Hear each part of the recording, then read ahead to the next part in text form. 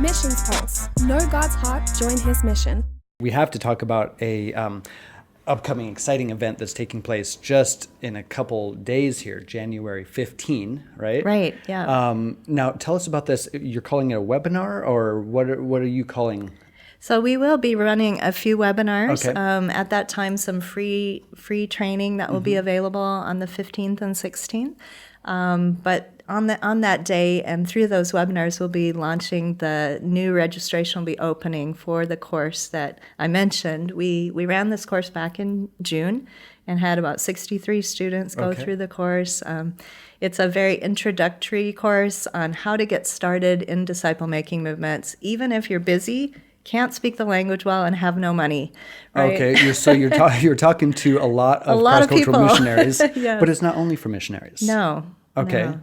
How are people going to benefit? When you say disciple-making movements, or someone called disciple multiplication movements, some would call it CPM, church planting movements, right? Kind of some synonymous meanings. Yeah. What does that mean? I mean, isn't it just enough to tell a friend or tell a grocery store worker or share the gospel one-on-one individually? Why disciple-making movements or multiplication aspect?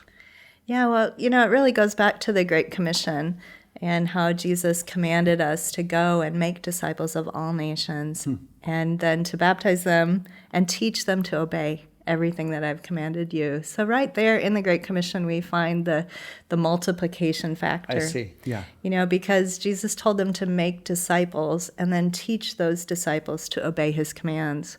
And one of them was that they make disciples. So disciples who make disciples. Disciples, inherent in the Great Commission is the command to multiply disciples. And that we all, if we're following Jesus and we consider ourselves a disciple, we all have a responsibility to engage in disciple making. And as we do that, often we will see this organic kind of multiplication that begins to happen. One of my passions and things I really believe is that every disciple can start disciple-making groups. Wow, I love the optimism in your voice, because oftentimes, especially in the Western world, and American, let's say, I could talk about America. I think I'm American. Well, I hold an American passport. Haven't lived there for quite some time. I hear you. Me too. But we see the pastor, right? Or you see leadership who are up on stage. Everyone else, laywomen, don't really open their mouths a lot except to sing, worship time, and then it's you don't see that every member is a minister in action a lot of times, I think, in the Western church. Whereas I think in our context, church planting, church structures are they're either house church led, or they're small groups, or every member has an opportunity to be a minister. The optimism in your voice is telling me, regardless of where you're from, you can be a discipler who makes disciples. Yeah, absolutely. And, I think there's more and more of a hunger and passion for that in the West than has maybe been there in the past. Yeah, okay.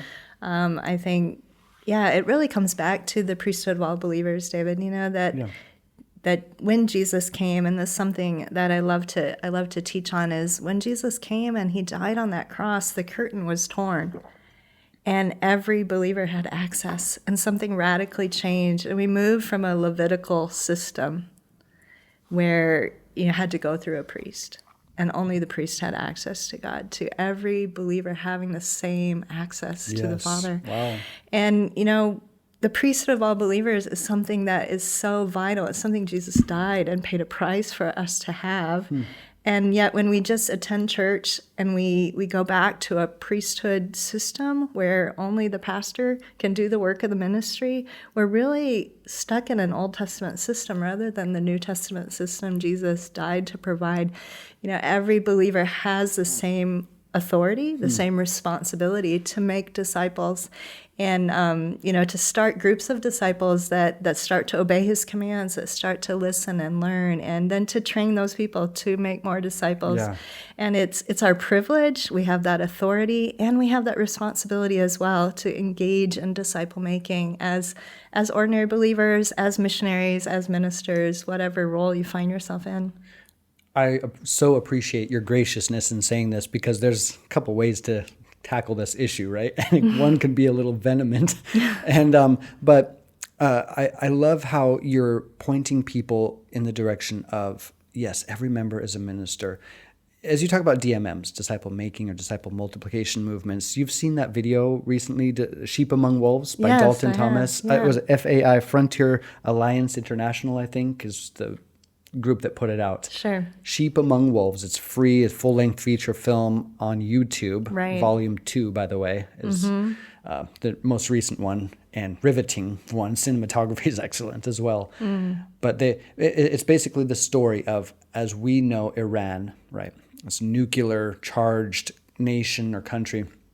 Meanwhile, the undercurrents of which is a nominal Islam that is giving way to the birth of disciple-making movements, Christians rising up in Iran. And it tackles how and why. How is this happening? They focus on DMM, disciple-making movements. But I like also how you're saying you don't have to be in Iran or a closed or restricted access country. You don't have to be a missionary who's sent to the far-off corners of the world.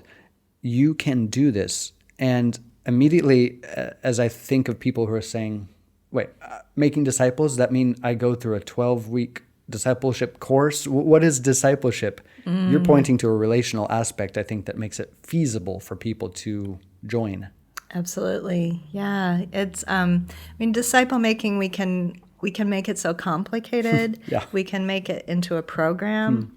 And disciple making is really just sharing your faith with the people around you. And then as they come to Christ, taking that responsibility, not just to bring them to church, but to invest in their lives on a regular basis and to train them to be a follower of Jesus who also obeys his command to reach others in their network and in their circle.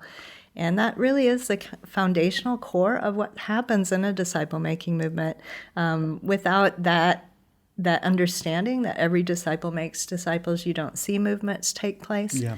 And when that's there, and the understanding of the priesthood of all believers, when every local believer is able to be empowered with authority to make disciples, they're given that.